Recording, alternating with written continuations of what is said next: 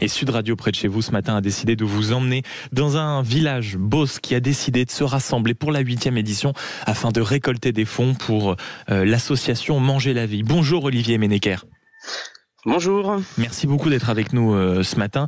Vous êtes le père de Zoé. Et Zoé, c'est justement votre fille qui est atteinte, dites-moi si je le prononce bien, du syndrome de Hauff-Fontaine, c'est ça ? Oui, exactement, oui. Est-ce que vous pouvez nous expliquer ce que c'est ? Parce que hier, en travaillant et en lisant l'initiative que vous provoquez depuis 8 ans maintenant, c'est ça ? Oui, c'est ça, exactement. Depuis 8 ans. Je ne connaissais pas du tout ce syndrome qui touche votre fille. Vous pouvez nous l'expliquer ? Alors en fait, Zoé, donc c'est une petite fille qui a 12 ans, qui est atteinte d'une maladie génétique rare, donc nommée le syndrome Hauff-Fontaine. Et en fait, c'est une maladie qui touche 250 cas dans le monde. Donc ma fille, à l'époque, quand elle a été diagnostiquée, c'était le 9e cas connu, donc c'était en 2016. Et en fait, ça se répercute par un retard de développement moteur et mental.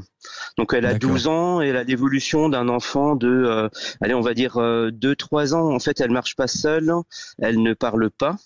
Elle a besoin de notre aide pour marcher. Et puis, elle a un retard. Donc, en fait, elle est dans un institut spécialisé. Elle n'est pas dans une école normale.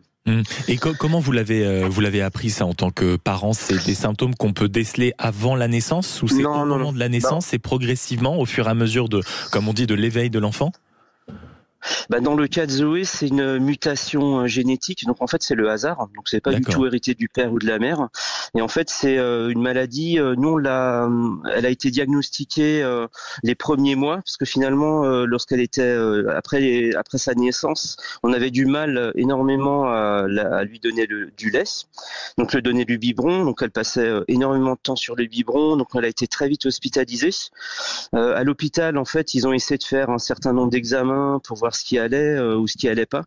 Et finalement, c'est un examen génétique à Paris qui a permis de diagnostiquer la maladie et puis ces symptômes-là. Et vous vous rappelez de comment on a essayé de vous l'expliquer ? Parce que c'est forcément un changement qui vient bouleverser des vies, notamment de jeunes parents.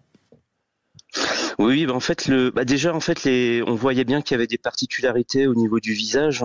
Donc, lorsqu'on nous a annoncé la nouvelle, on savait que de toute façon, il y avait un problème et on savait pas exactement quoi. Donc, ça nous avait été présenté par le professeur qui l'a diagnostiqué. Donc, sur le coup, on était un peu ému par la situation, sachant qu'en plus, à l'époque, donc c'était en 2016, il nous avait spécifié qu'il y avait très très peu de cas dans le monde et il avait pu mettre en évidence une publication aux États-Unis sur la maladie, mais sans plus. Et comme c'est des maladies extrêmement rares, il nous avait dit que il fallait pas espérer pouvoir attendre des recherches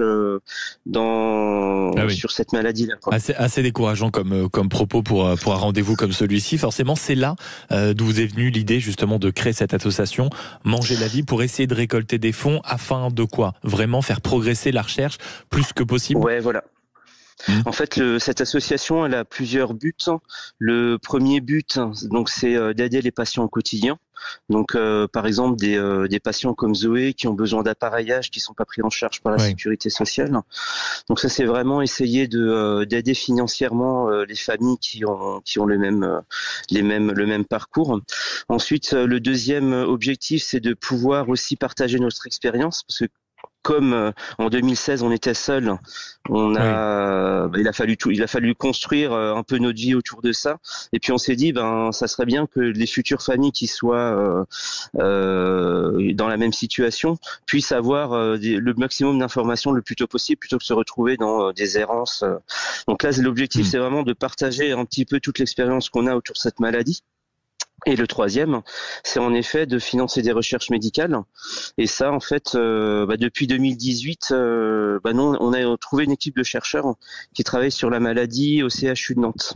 D'accord. Et donc que l'on finance en particulier grâce à ces manifestations comme celles qu'on organise aujourd'hui. Et bien alors justement, comment vous est venue l'idée d'une telle mobilisation ? Parce que ça pourrait paraître totalement fou de se dire qu'à Beauce, dans ce petit village, il y a comme ça, une fois par an, des habitants qui font un certain nombre d'activités ludiques, sportives pour récolter des fonds. C'est une histoire quand même assez formidable.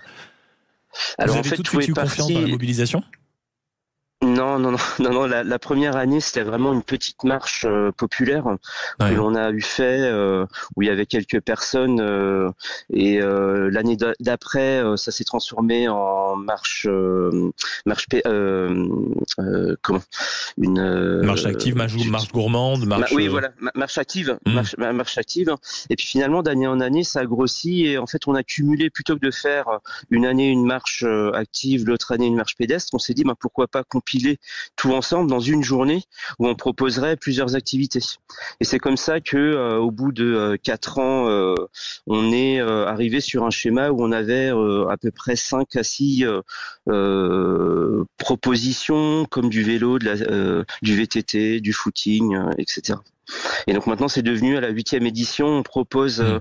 une cyclo, on propose une sortie de VTT, une rando Hmm. footing, une marche gourmande, et puis de la course d'orientation. Donc c'est vraiment de plus en plus complet. Est-ce que à terme, et vous avez déjà vu, vous en parliez, une évolution dans les recherches, est-ce que vous sentez que grâce à votre mobilisation, grâce à tout ce que vous faites autour de vous, grâce à la récolte de fonds, vous sentez qu'il y a vraiment de véritables recherches et une avancée importante sur la maladie, on le rappelle, et sur ce syndrome de Hao-Fontaine? Oui, oui, on le voit bien. En fait, on a eu de la chance. Finalement, on s'est bien trouvé avec les chercheurs en 2018. C'était une équipe de recherche émergente au CHU de Nantes qui cherchait des moyens pour pouvoir lancer des projets. Et nous, Oui. en fait, en prenant nos bâtons pèlerins, on était allé les voir en disant, bah, écoutez, si vous avez besoin d'argent, dites-nous combien, et puis on se mobilisera pour le trouver.